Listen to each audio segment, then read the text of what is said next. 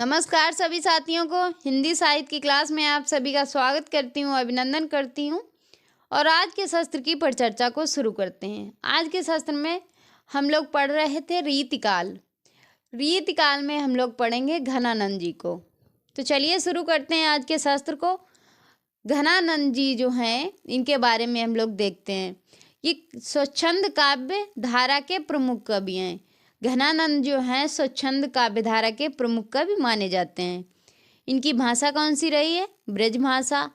इन्होंने किस कवित्व में रचनाएं की हैं? सवैया छंद में रचनाएं की हैं।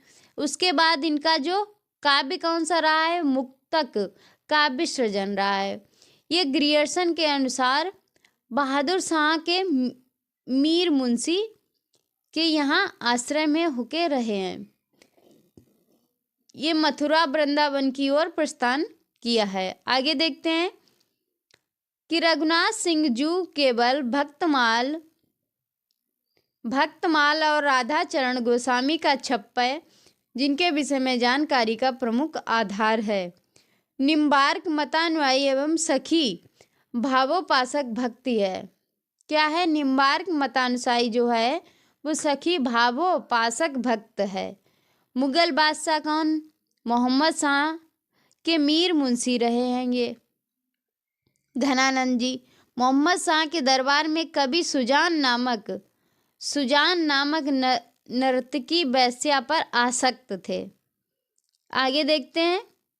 फिर इन्होंने प्रेम के पीर में कवि के रूप में विख्यात हुए। ये प्रेम की पीर के कवि के रूप में विख्यात हुए। फिर इन्होंने ये रचना की।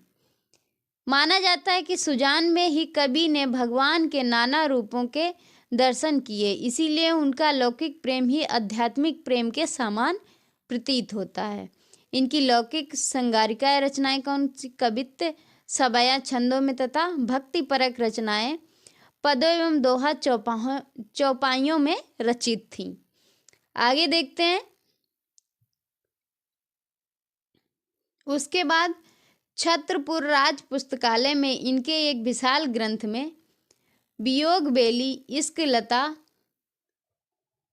प्रीति प्रवास, प्रेम पत्रिका, कृष्ण कौमुदी, कृपा कंद, प्रिया प्रसाद, ब्रज व्यवहार, गिरी गाथा, भावना प्रकाश, गोकुल विनोद, धाम चमत्कार, नाम माधुरी और वृंदावन मुद्रा, रस बसंत इत्यादि कृष्ण भक्ति के विषयों का वर्णन मिलता है।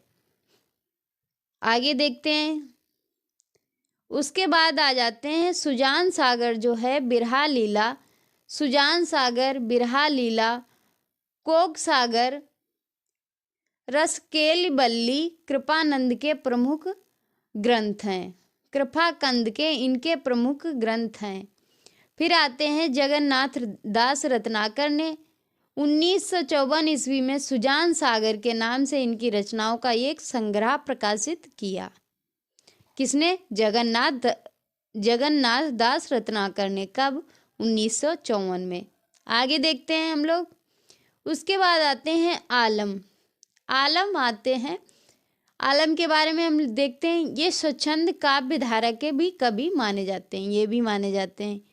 इनके कवित्व सवैया में रीति परंपरा के गुण भी यंत्र तंत्र विद्यमान हैं। भाव प्रधान काव्य हैं और इनकी भाषा जो थी वो ब्रज भाषा थी। आगे देखते हैं आलम के बारे में। इनकी 4 कृतियां उपलब्ध हैं। आलम की कौन कौन सी हैं? माधवानल, काम कलंदा, श्याम सनेही, सुदामा चरित, 3 प्रबंध काव्य हैं जो। फिर उसके बाद जो चौथा है वो है आलम केली। आलम केली जो है वो क्या है? मुक्तक संग्रह है। क्या है? मुक्तक संग्रह है। उसके बाद आचार्य शुक्ल प्रबंधकार आलम और मुक्तकार का आलम को पृथक पृथक मानते हैं, अलग अलग मानते हैं। विश्वनाथ प्रसाद मिश्र ने इन दोनों को एक ही माना है। क्या माना है? एक ही माना है, लेकिन शुक्ल जी इनको अलग अलग मानते थे। आगे देखते हैं। फिर उसके बाद आते हैं ठाकुर। ठाकुर जो हैं स्वच्छंद काव्य धारा के कवि हैं। इनको भी स्वच्छंद काव्य धारा का कवि माना जाता है। ठाकुर ठसक और ठाकुर शतक दो कृतियां हैं जो इनकी रचनाएं हैं, वो ठाकुर जी की हैं। अनुभूति और अभिव्यक्ति की सहजता सहजता काव्य की प्रमुख विशेषताएं। काव्य में भक्ति भावना भी विद्यमान थी। इसके आगे देखते हैं हम लोग। उसके बाद आ जाते हैं बोधा। बोधा जो हैं वो भी स्वच्छंद काव्य धारा के कवि हैं।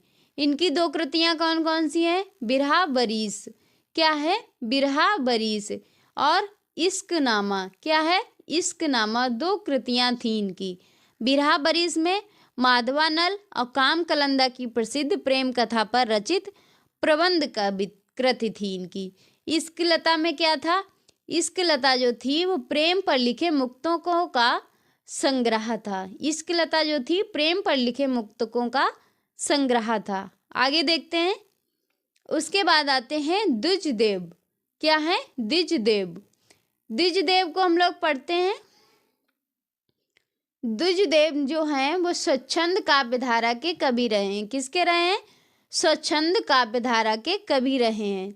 कुछ विद्वान इनकी गणना रीतिबद्ध कवियों में भी करते थे। किसमें करते थे? रीतिबद्ध कवियों में करते थे। इनके काव्य में स्वच्छंदता प्रधान थी। इनको जो श्रृंगार लतिका सौरभ उनका एकमात्र संग्रह ग्रंथ, जिसमें बसंत पर रचित 33 पद्य संकलित थे। कितने पद्य थे? 33 पद्य थे।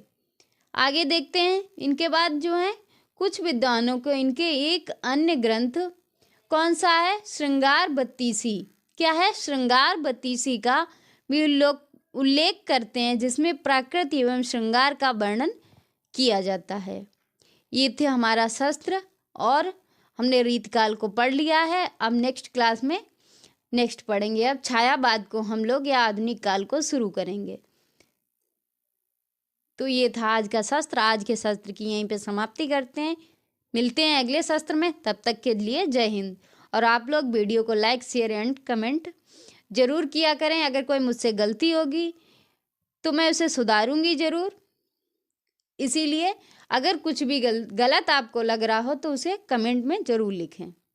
धन्यवाद।